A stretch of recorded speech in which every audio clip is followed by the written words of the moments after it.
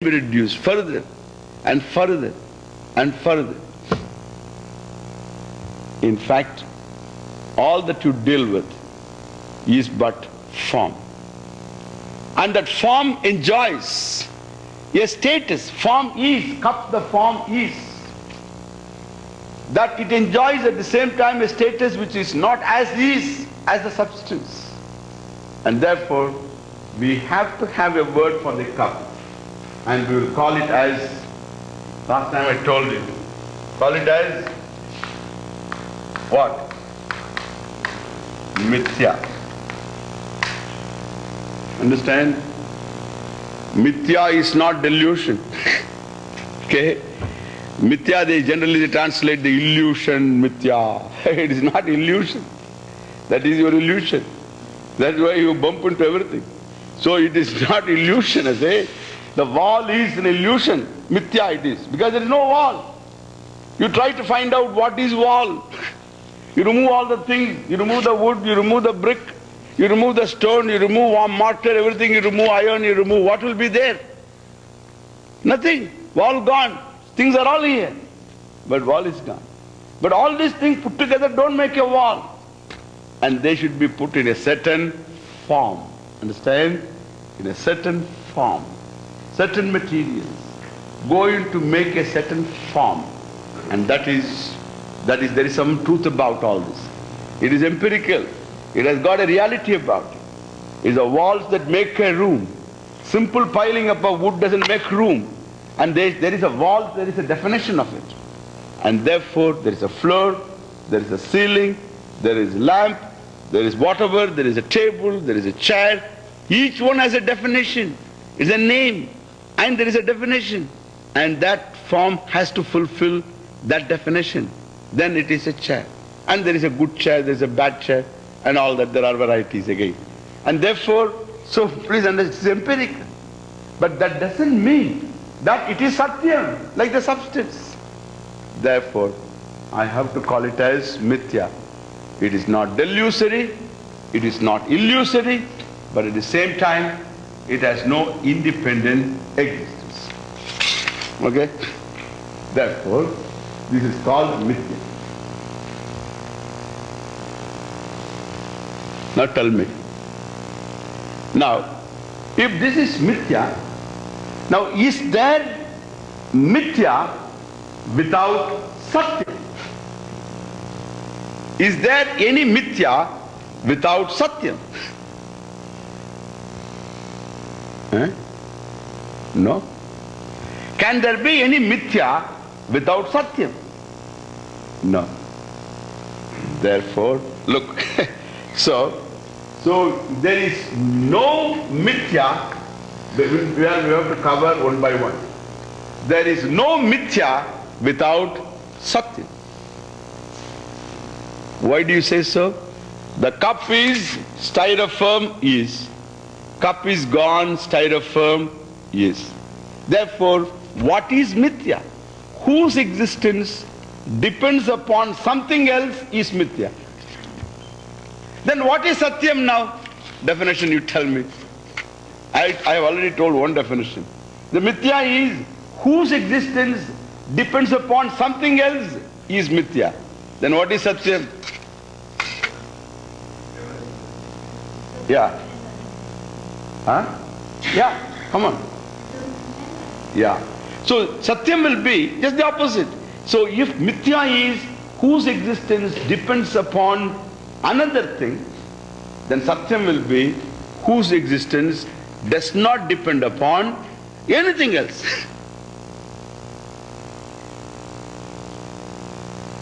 Tell me. Then what is that? What is that? Again you go back to our original argument. What is that? There is only one thing. Whose existence is self-evident, does not depend upon anything else. And that is Atma, I. Therefore, look here now. Look at this. Space is consciousness, awareness is. Time is, awareness is. A situation is awareness is. A thought is awareness is. A cell is awareness is. The body is awareness is. Hunger is awareness is. Thirst is awareness is. Sleep is awareness is. Dream is awareness is. Individually you take every perception. Totally you take the whole waking state. It's a very beautiful thing. First you take individual. This is how they analyze. You should know this very well. Severally, individually and totally. You should see. Like, these are all important things. Then only you understand what it is all about. Otherwise there is some kind of there is some vagueness inside. Look, the varieties of forms which you see every day through your eyes. Varieties of forms. What varieties, my God? All these varieties of forms you see. And now, each form and color is awareness is. Similarly, varieties of sounds you hear. Each sound is awareness is. Varieties of smells, each one is awareness is. Varieties of tastes, each one is awareness is. Varieties of touch, each one is awareness is.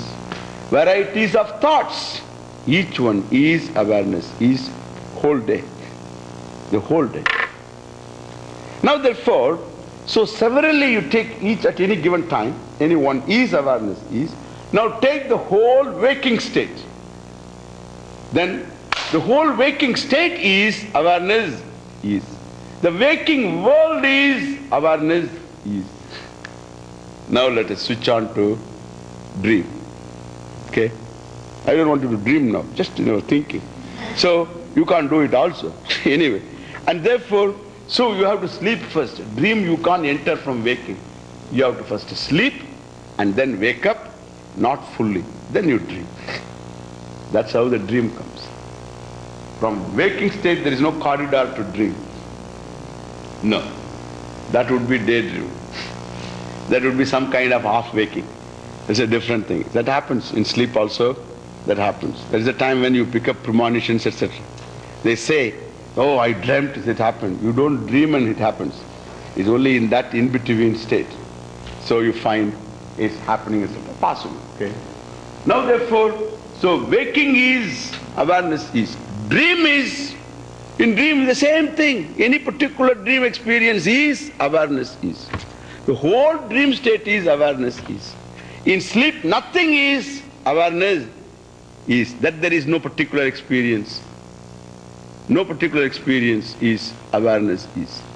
In fact, no particular experience is. That is, that awareness.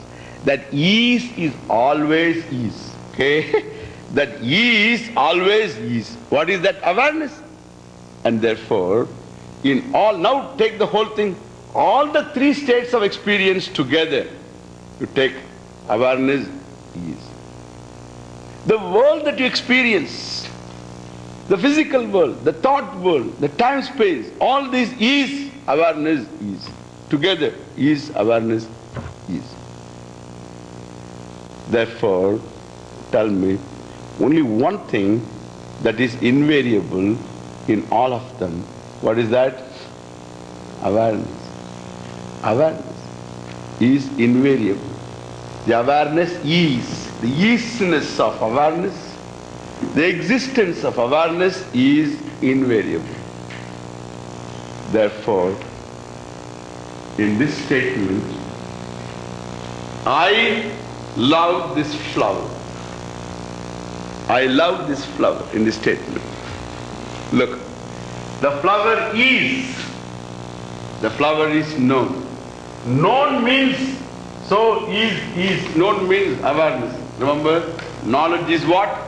The flower knowledge. Known means what? Flower knowledge. Then the man knowledge, the car knowledge, the chocolate knowledge. From that knowledge you remove chocolate. What will be there? What will be there? From chocolate knowledge, you remove chocolate. What will be there? Knowledge. What knowledge? What knowledge? Unqualified knowledge. That's what you call awareness or consciousness. There is chocolate awareness. You remove the chocolate, awareness is.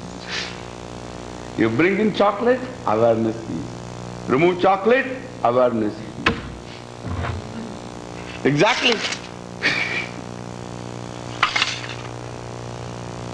Remove cup, styrofoam is. Now suppose you bring cup, the another one, if there is something wax-like thing, it will be still more better example. I can bring it back again.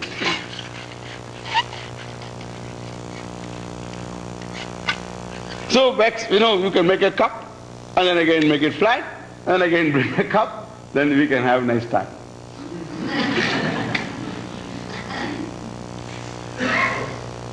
Therefore the cup is waxes, cup is gone, waxes all the time. Again cup is born, waxes, cup is gone, waxes. Therefore you can wax with eloquence. Anyway, so anything, in all this, when you say known, the flower, knowledge, remove the flower, it is awareness. Remove the car, it is awareness. Remove the man, it is awareness. Remove the chocolate, it is awareness. Therefore, when you say, I love this flower, in any object for the matter of that, awareness in the knowledge, awareness is common. Then that awareness, that object is, that is also is common. Awareness is, that is called Sat. That is Sat, this is called Chit. This is called Sat, this is called Chit. You understand now? Then one thing more there. What? And that is, it pleases me. The flower pleases me. Why? Why? I know, not pleases me. First step let us take. I love this flower. Why? Second step is, because it pleases me. Okay. It pleases you. Therefore, what do you love? What do you love?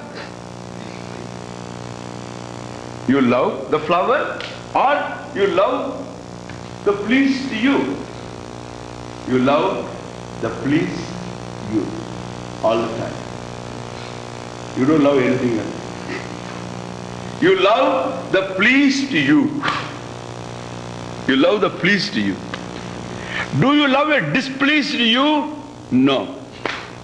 You love the pleased you all the time. Therefore, when you say that in the Upanishad, which is the source book of this knowledge, so it is said that husband loves his wife, not for wife's sake, but for his own sake. One good thing about it is, she does the same thing. She loves her husband not for his sake, for her own sake. Patyuh kamaya priyam bhavati. On the part of the bharya, the wife, for the sake of, the patyuh kamaya means for his own sake alone, the husband's sake alone, there is love for the wife. For her own sake, there is love for the husband. But in fact, it is for her own sake. For if I love the husband for husband's sake, then whatever he does, it doesn't matter.